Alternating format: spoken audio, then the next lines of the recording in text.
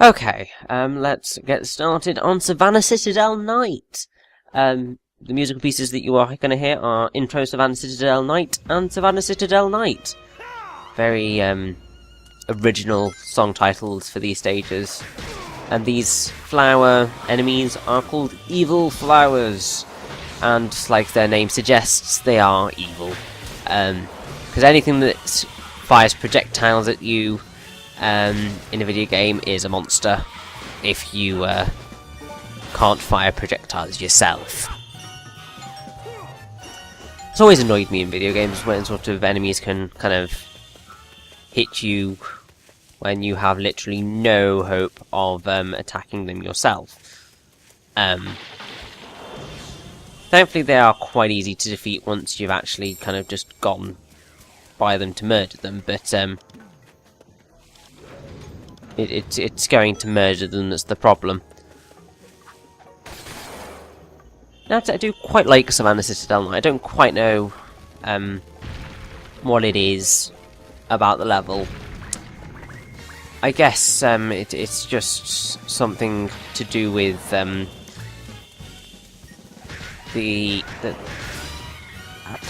really don't know.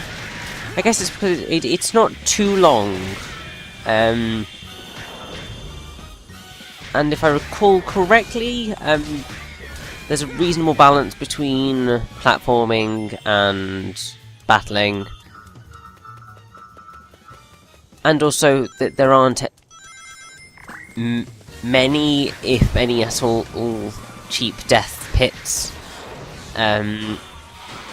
There's a few levels later on where that becomes prevalent, and it annoys the heck out of me. I'll point them out when we get to them, but yeah. Also, I think the music is interesting enough to keep you going.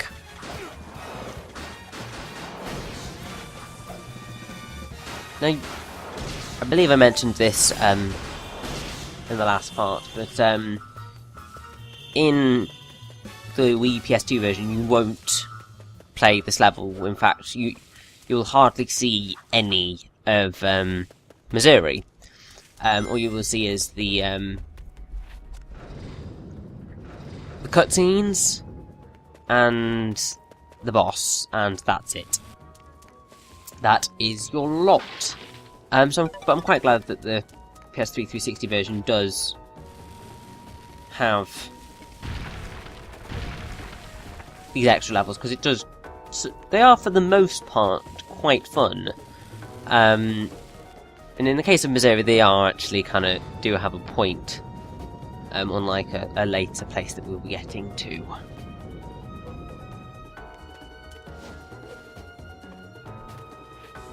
Now, obviously, there are lots and lots and lots of differences between the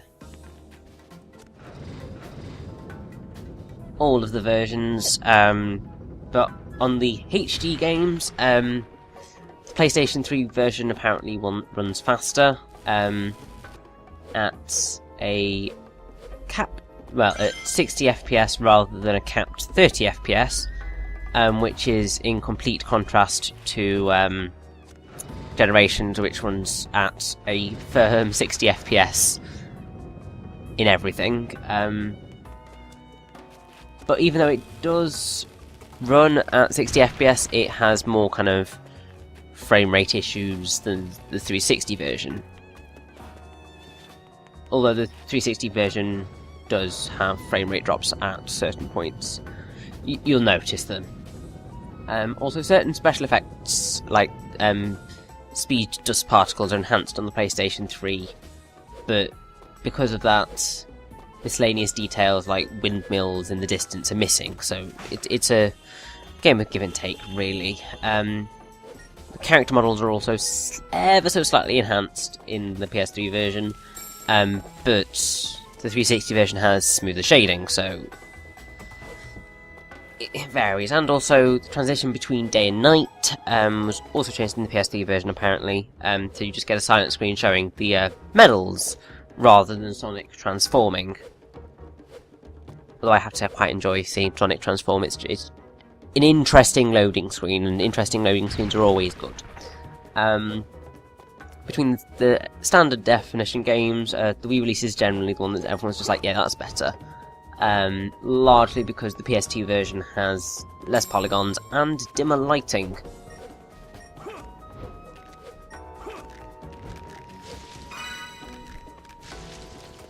That was a colossal failure, but it's fine. We didn't need that button anyway.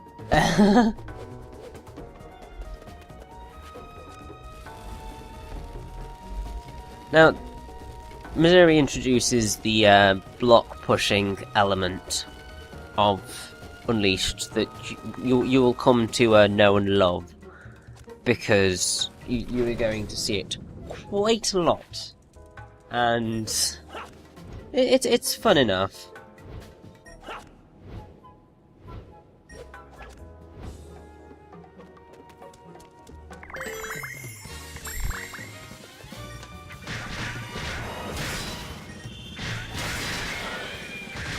Now, one thing I do really like about Savannah Citadel Night is the fact that you have kind of these more outdoorsy areas, and then you have these more indoor areas. And I do think that they look... having the variation is quite cool. It just works for some reason. Also, not quite sure what's going on with the slabs there. But, oh well. It's also quite cool having the variation between sort of the kind of more sand-based buildings and then like proper stone cobbled streets and so on. It just looks cool.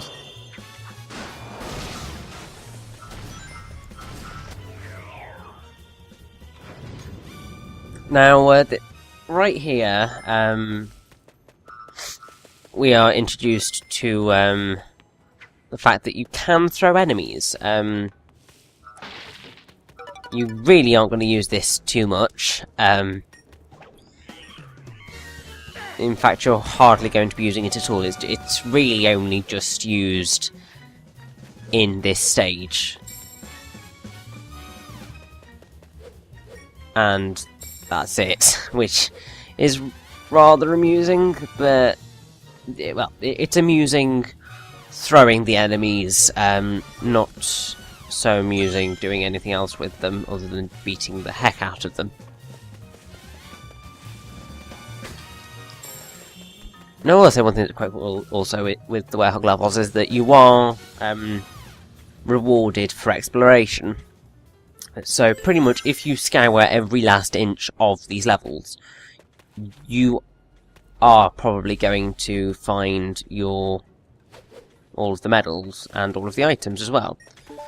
There are also these stealth sections, but why would you do stealth in a Sonic game? Ugh. Just murder everything. It's what I do in Metal Gear Rising: Revengeance. Works out most of the time.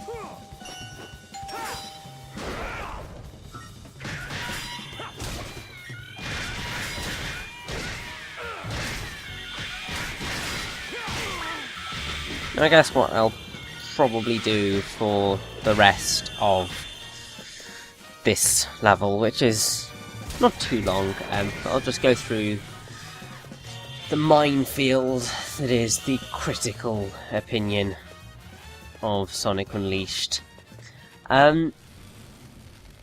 Basically, opinion was very divided.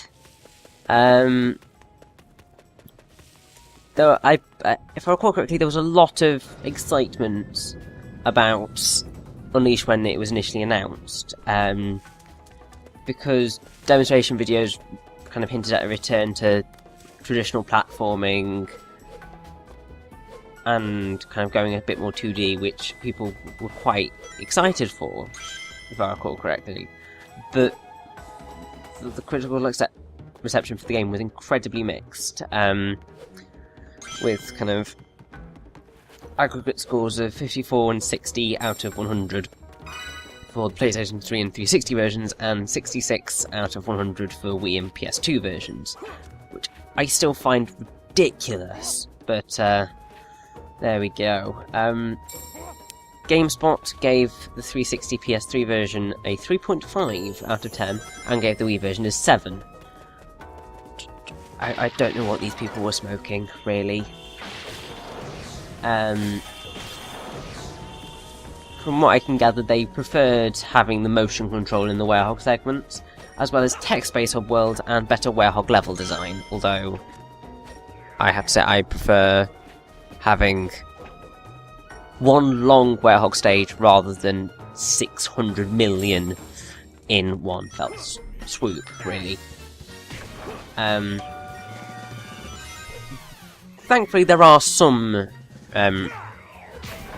reviewers who had some sense and gave the Wii version a lower score than the 360 PS3 counterparts, but like one up. But yeah, the main thing that kind of people liked, well, critics liked, was that it's a very beautiful game, and the character,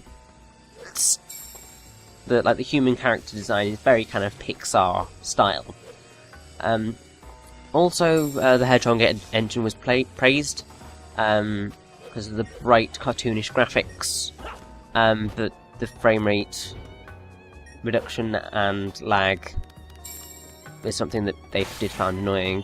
Even though the Wii and PS2 version don't use the Hedgehog engine, the graphics were praised for their high quality, although when you compare them to Sonic Colors, the difference is outstanding. Also, the soundtrack was quite highly praised, and it's a wonderful soundtrack. I really do love Unleashed's soundtrack. The main thing that everyone seems to hate is the Werehog. Because people basically didn't like the change of speed from the really high speed, high action daytime stages to the slower, more beat 'em up heavy night stages. They also didn't like the platforming and tended to find levels to be quite boring. And some people also thought that it didn't mix well with the Sonic style of gameplay. I would like to point out that I'm sure a lot of people would have been completely fine had Knuckles been the Werehog, which is rather annoying that that's the case.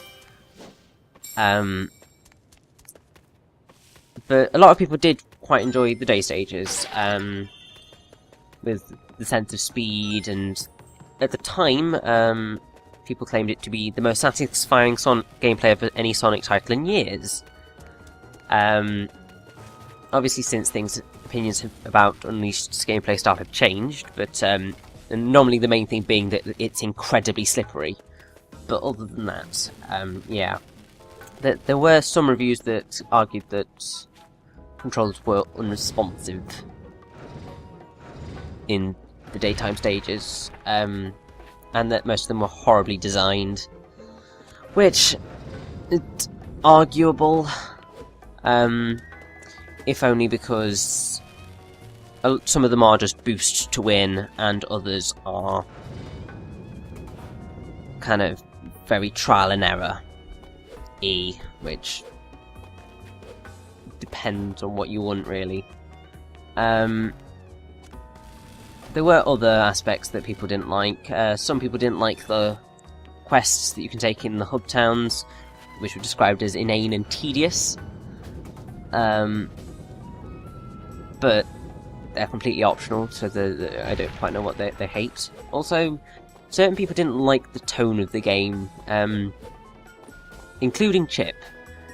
Basically, they were just like, it's too juvenile, it's like a Saturday morning cartoon, we dislike it. And people also thought that the voice acting was poor. But me, along with a few other fans, did think that it was one of Griffith's best performances as Sonic, and I still hold that belief. Jason Griffith does an amazing job of voice acting Sonic in this game. He really does. the thing that I find particularly ironic about the whole issue with the Saturday morning cartoon thing is then obviously we had Colours with its style, which was arguably more Saturday morning cartoon than even Unleashed, and yet people didn't really seem to complain that much about it.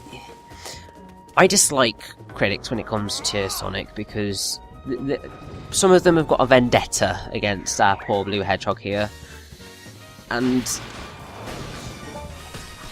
they always go for the negative angle rather than the positive angle, unlike what they do with certain other games, which particularly frustrated me at the time when the game came out, because I really enjoy Unleashed.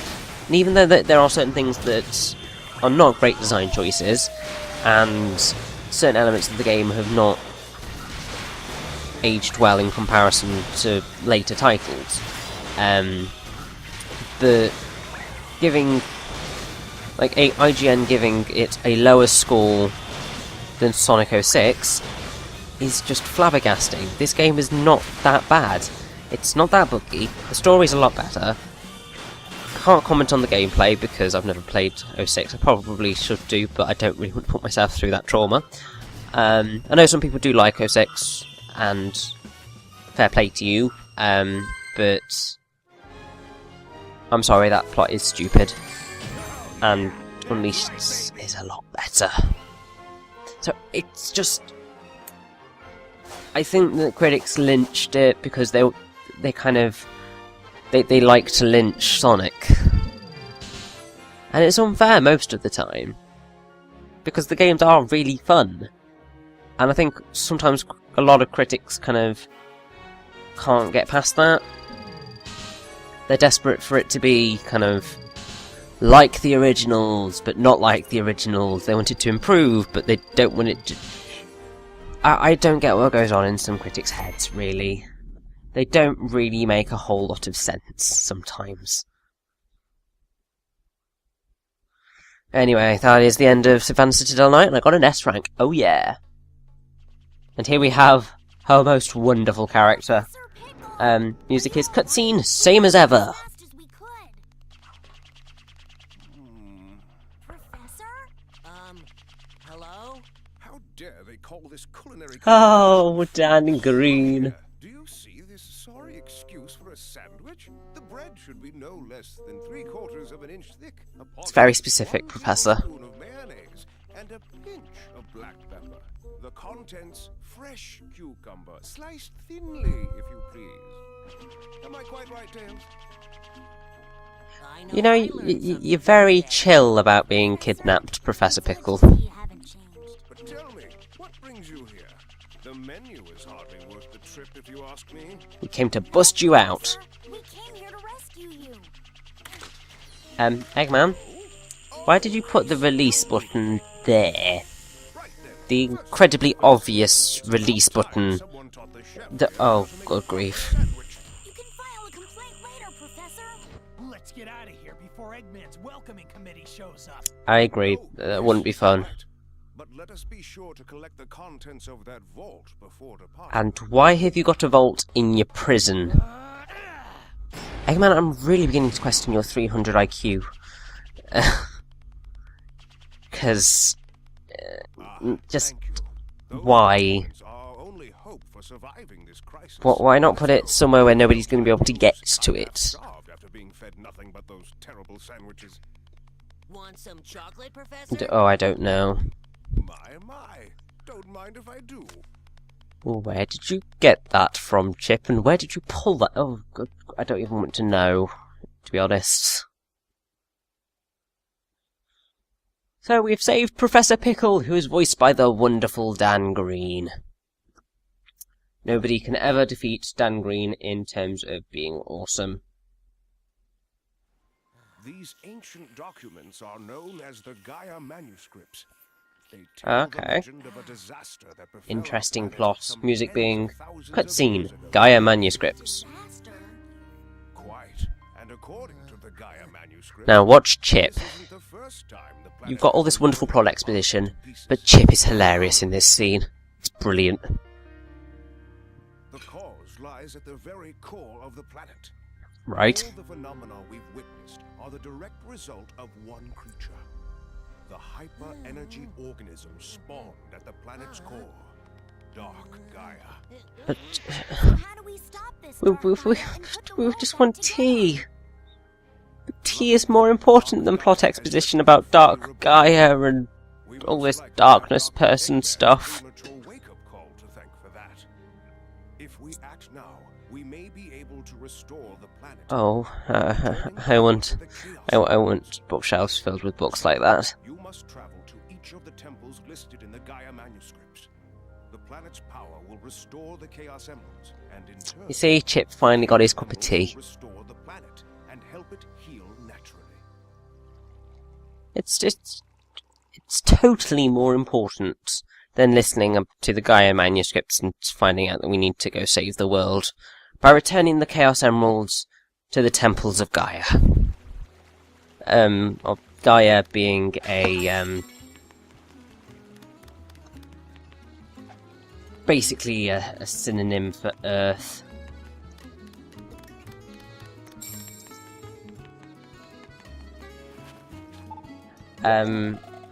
Initially, Gaia was the goddess or the personification of Earth in ancient Greek, and she's one of the Greek primordial deities. She's the great mother of all the heavenly gods, the titans, and the giants, who were born from her union with Uranus, who's the sky, while the sea gods were born from her union with Pontus, who's the sea. The equivalent in the Roman pantheon of gods is Terra. So basically Gaia is a variation of Earth. Now, one of the awesome things about Spagonia is that you can hear various ambient background noises around the hub.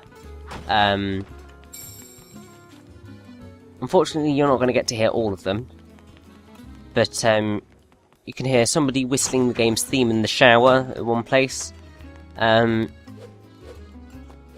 You can hear someone vaguely, well, just about hear someone tuning a radio, I believe around here actually.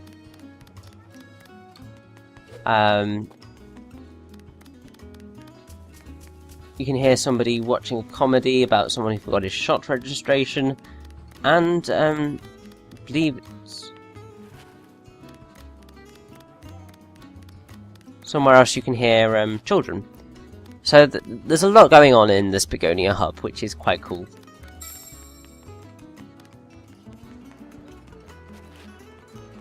Okay, there's the radio, I believe. It's nice little touches like that that kind of really impress me with Unleashed, because there is a constant attention to detail that I don't think has appeared in almost any other Sonic title. I mean, there's a lot of attention to detail in Chronicles and Generations in terms of what's going on in the levels and kind of jokes, but you don't get any little kind of Easter eggs like that. You don't even get the whole Dreamcast turning up in a cutscene.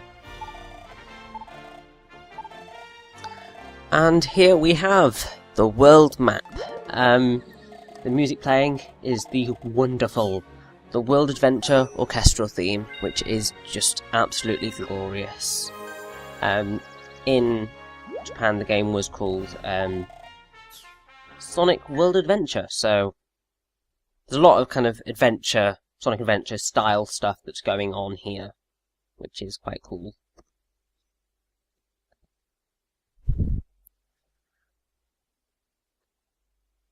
So let's head on back into Missouri with cutscene. Eggman again.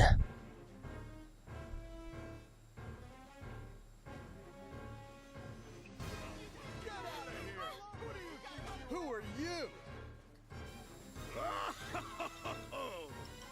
Fear not, my good villagers. If you all behave, I won't have to do anything nasty. All you need to do is tell me where the Temple of Gaia is. At least he's not threatening to shoot them in the head. Ah, that robot. So you dared to Who, all fans called Ergo. It's a very suitable name, as you will see. New music here is Cutscene, Sonic Appears. Yo, Eggman!